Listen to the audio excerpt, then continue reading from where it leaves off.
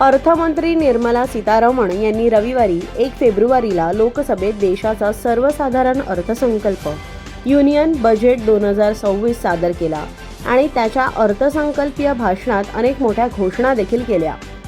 मोदी सरकारमध्ये अर्थमंत्री म्हणून हे त्यांचा सलग 9वा अर्थसंकल्प होता। सीतारामन यांनी अनेक वस्तूंवरील सीमाशुल्क कमी करण्याची घोषणा केली, म्हणजेच त्या स्वस्त होतील।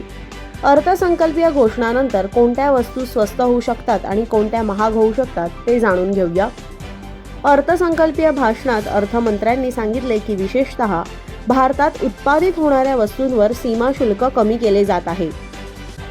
काही वस्तूंचा संदर्भ देत त्यांनी सांगितले की चामडे आणि कापड निर्यात आता शुल्कमुक्त असेल। या वस्तूंवरील सीमाशुल्क कमी केले जात आहे। संरक्षण क्षेत्रात मूलभूत सीमा शुल्कातून सूट दिली जाईल, तर या वस्तू होतील स्वस्त। कपडे, चामड्याच्या वस्तू, चामड्याचे उत्पादने, मोबाईल बॅटरी, सोलार ग्लास, मिश्र gas, CNG, EV, microwave oven, परदेश प्रवास तसेच ज्या क्षेत्रामध्ये कस्टम ड्युटी वाढवल्या गेलेल्या आहेत, म्हणजे ज्या वस्तू अधिक महाग होणार आहेत, त्यामध्ये दारू, भंगार आणि खनिजे यांचा समावेश आहे।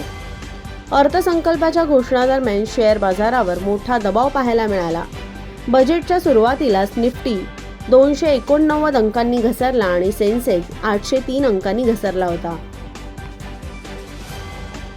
ताज्या व नवनवीन बातम्या पाहण्यासाठी आजच आमच्या मुंबई न्यूज 24 चॅनलला सबस्क्राईब करा।